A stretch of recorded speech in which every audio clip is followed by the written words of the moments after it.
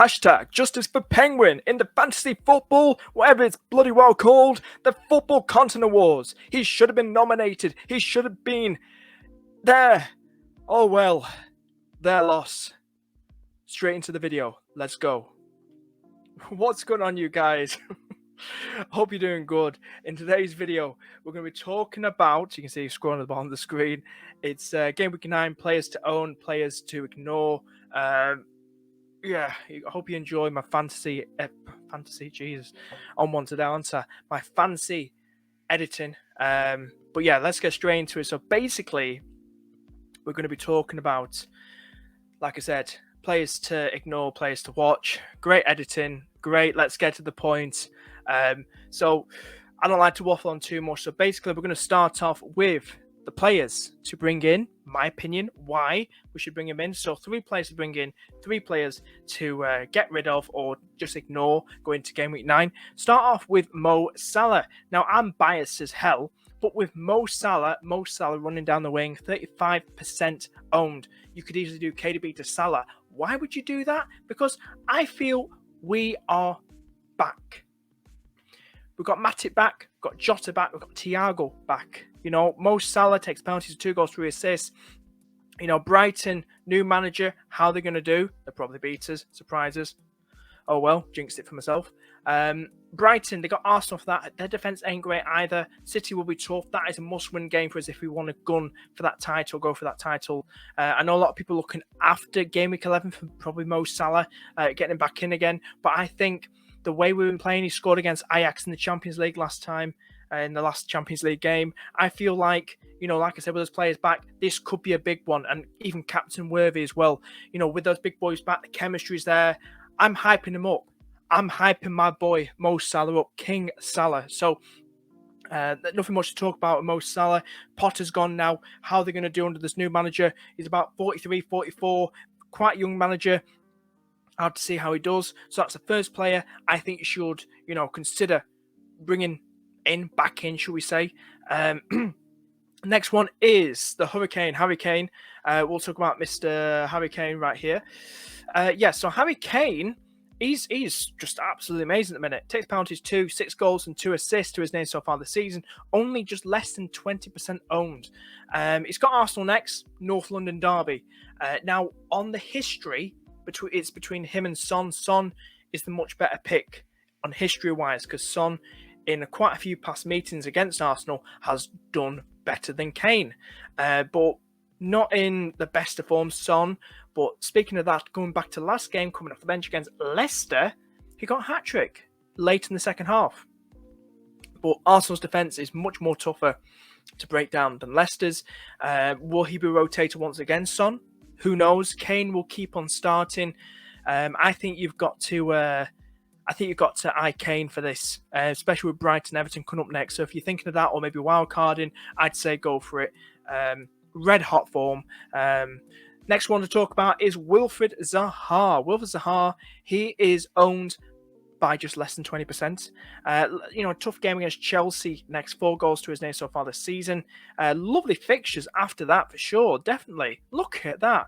I mean, look really, really nice, don't they? And, you know, Chelsea, I don't see it as a bad idea bringing Wilfried Zaha in for Game Week 9 because Chelsea defence ain't great. What have I got here?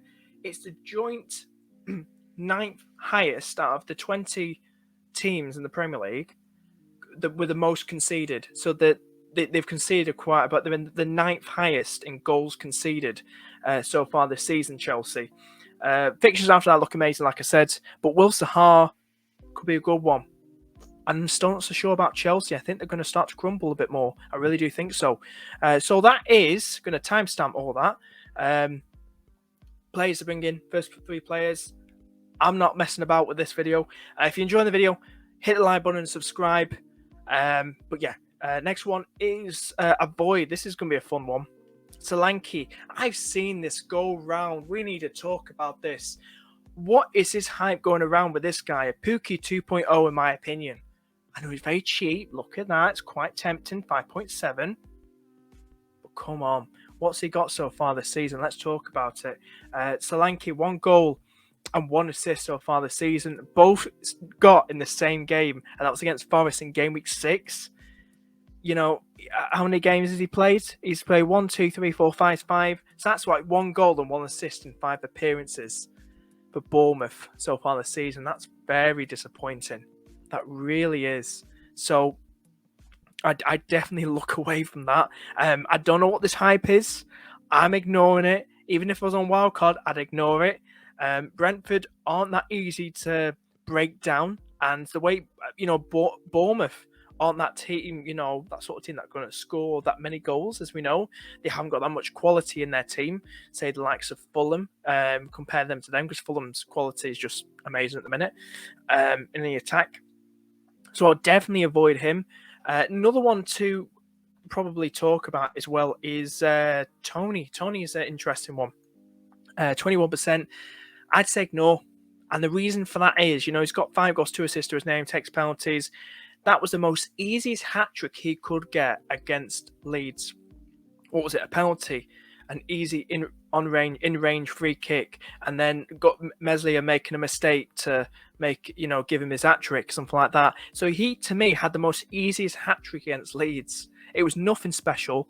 2 goals before that, 1 in game week 1 and game week 3. I don't rate him. To be honest with you. What's he got? Bournemouth's got a new manager now. When did he come in? Conceded only 3 goals. This Bournemouth manager, the new one after Parker, in first 3 games, only 3 goals. 1 was a penalty that they conceded. Forest scored. Then they've so that was against Wolves, a 0-0, I believe. Newcastle, I believe, was 1-1, and Forest was a 3-2 win against them. I don't think that's going to be a walk in the park for Brentford. I don't think so. You just don't know which way it's going. I think it's going to be a bit of a snooze fest, to be honest with you. So I say Tony avoid for now. Fixtures wise aren't great. Newcastle's going to be tough. Brighton's going to be tough. Chelsea's going to be tough. Don't consider these guys like Tony and stuff. It's not worth it. Another one I want to talk about, he's at the moment over 200k. Have brought him in, managers have brought him in. You're a bit late to the party, guys. I've had this guy for a hell of a while. I think since game week 1, to be honest with you. Was it game week 1? Game week 3 probably. I don't know, but I think it was on a wild card. But I've had him for a while, and like I say, he's got me the returns. He's done so well, but a bit late to the party, guys. Because look, Spurs next, Liverpool next. He's got blank in game week 12. What are you going to do? So I think it's a waste of a transfer. People are knee-jerking and panicking. Hashtag casuals out there. Just saying. But, it's a tough one. It really is. Don't knee-jerk, guys. You'll learn from this in your first season. Don't knee-jerk these decisions, because Spurs next, Liverpool next. I'll be very surprised they keep a clean sheet in one of them, to be honest with you.